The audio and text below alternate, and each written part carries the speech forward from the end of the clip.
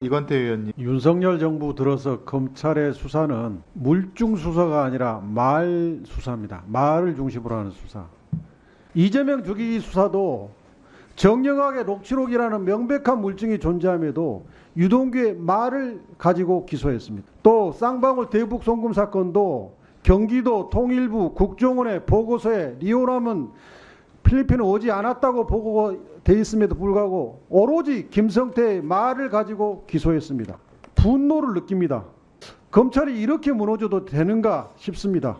이창수 중앙검사장은 성남지청장 때 성남FC 사건을 성남지원을 기소했는데 기소하고도 10개월 동안의 증거 기록을 변호인들한테 주지 않았습니다. 지금 중앙지검은 백현동 사건을 이재명 대표를 기소하고도 1년이 됐는데 아직 증거 기록을 주지 않고 있습니다. 국민 여러분, 이게 지금 검찰의 현 주소입니다. 여기 대부분의 법사위원들은 법률가들입니다. 속으로는 다 이게 얼마나 부동한 불기소 처분인지를 다 알고 있습니다. 다만 정치적인 이유로 다만 검사들은 지금 저 자리에 앉아있기 때문에 얘기를 못하는 것일 겁니다. 저 자리에 앉아있는 분 중에서 중앙검사장과 중앙지검차장을 제외한 다른 검사장들은 야당 의원들의 지적이 옳다고 속으로 다 생각하고 있을 겁니다. 네, 수고하셨습니다. 다음은 박준태 의원님. 자, 수원지 검장님, 아까 이화영 피고인 왜 이렇게 많이 불렀는지에 대해서 말씀하고 싶다고 하셨습니다. 이거 포함해서 남은 시간 동안 다 충분히 필요한 말씀하십시오.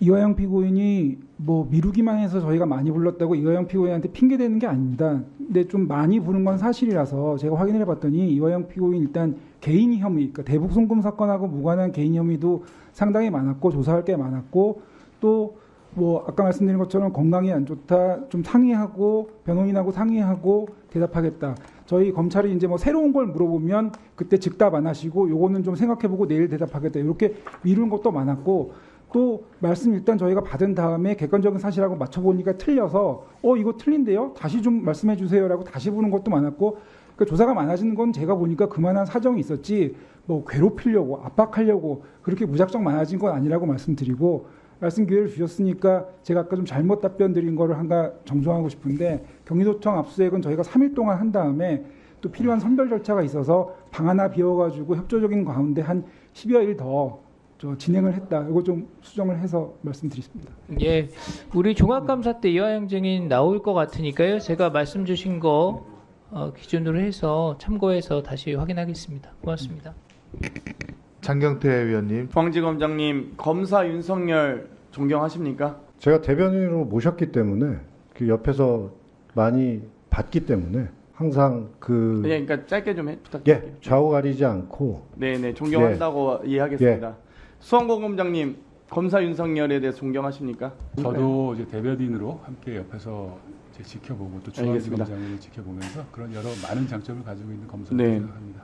예, 알겠습니다. 저는 2019년 7월 25일에 윤석열 검찰총장이 취임하면서 검찰은 완전히 윤석열 정권, 사실상 윤석열 정권이 시작됐다라고 봅니다.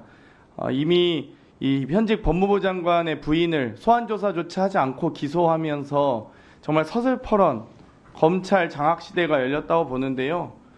그 과정에서 정말 2021년, 20년, 21년에 걸쳐서 정말 중앙지검장으로 이성윤 중앙지검장 시절 열심히 수사한 검사들에 대해서 응원하고 싶습니다. 장악된 검찰에서 어찌됐건 유일하게 소위 그 당시 윤석열 검찰에 대항해서 수사할 수 있었던 유일한 검사라고 보고요. 뭐 다리 차면 기운다 이런 얘기 다 아실 거라고 봅니다. 보안사가 그랬고 치안본부가 그랬고 안기부가 다 그렇게 사라져 갔습니다. 저는 이창수 검사장께서 박근혜의 우병우처럼 윤석열의 우병우가 되지 않았으면 좋겠습니다. 다음은 전현희 의원님 질문해 주세요. 네, 지금 윤석열 후보의 부친의 옛집에 대해서 검찰이 몰수 보전을 했습니다.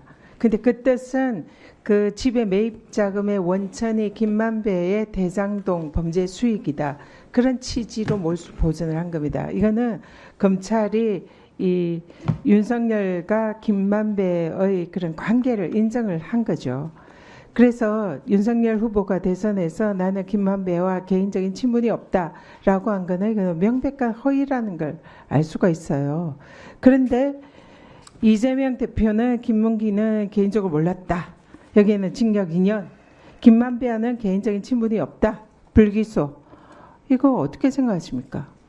적어도 공정하려면 윤석열 후보, 이재명 후보 둘 다 불기소를 하든지 아니면 두 사람 다 징역 2년을 구형하든지 이래야 국민들이 야 검찰이 그래도 공정하구나 이렇게 믿지 않겠습니까? 완전히 저 차이는 딱 그겁니다. 살아있는 권력 그리고 그 살아있는 권력의 정적 이재명 야당 대표 죽이기 국민들 이렇게밖에 보지 않습니다. 지금 여기에 대해서 지금 어떻게 하실 겁니까?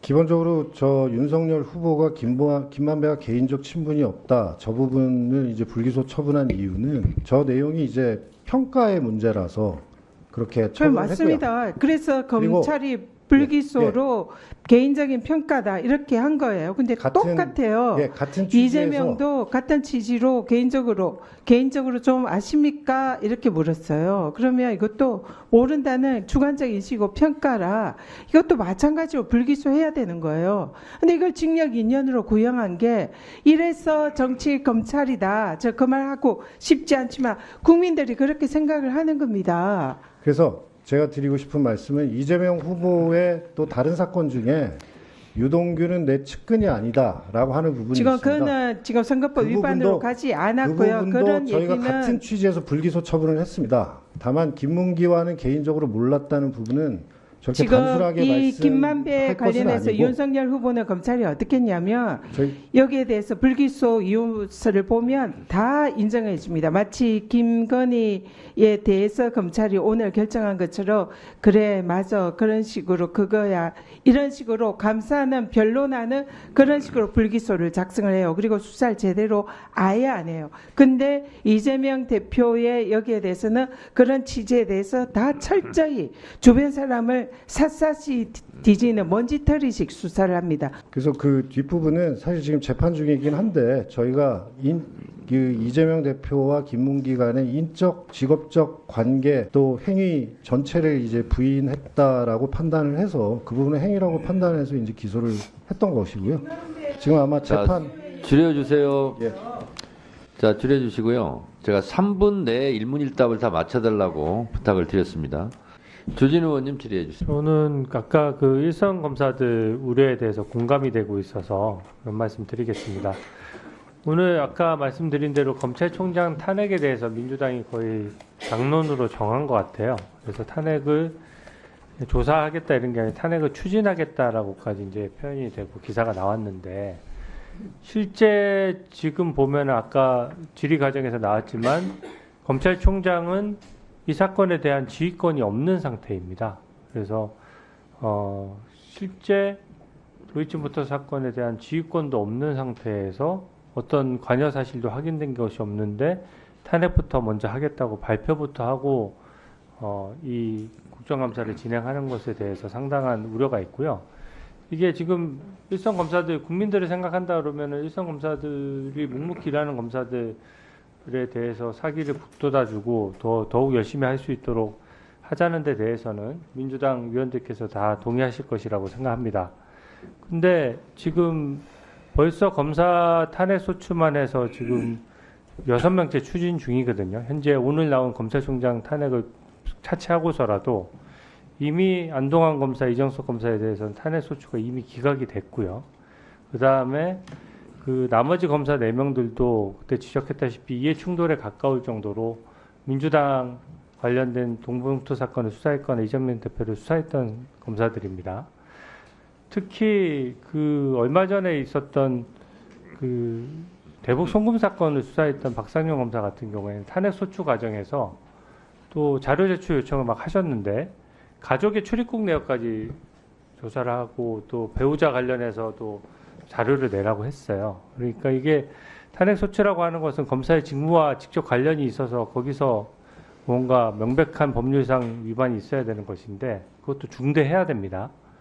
근데 이렇게 망신주기용 국감을 뻔히 하면서 어떻게 일선 검사들의 사기와 이게 병존할 수 있겠습니까? 그런 점을 지적하지 않을 수가 없고 또 실제 대북 송금 사건과 관련해서 지금 아까 소환 횟수 가지고 말씀을 하셨는데 기본적으로 수원지검장 아까 증언한 거 들으셨다시피 소환과 관련해서는 이화영 지사가 또 미뤘던 측면도 있는 거거든요. 그래서 실제 당시에 이화영 부지사가 회유 협박을 받았는지에 관해서 검찰에서 사실관계 조사를 안 한 게 아닙니다. 당시에 교도관들 36명을 전원 다 조사했고 당시 변호인들인 설주한 이한희 변호사가 바로 옆에 앉아 있었기 때문에 가장 잘 아는 거죠. 그래서 저희가 이 국정감사장에 설주한 이한희 변호사를 부르자고 하는데도 계속 부르지 않고 있지 않습니까? 이거를 이번에 증인 신청하는 김에 같이 신청을 해야 될 것 같아요. 다음 국정감사는 10월 21일 국회에서 대검찰청에 대해 실시하겠습니다. 감사 종료를 선포합니다.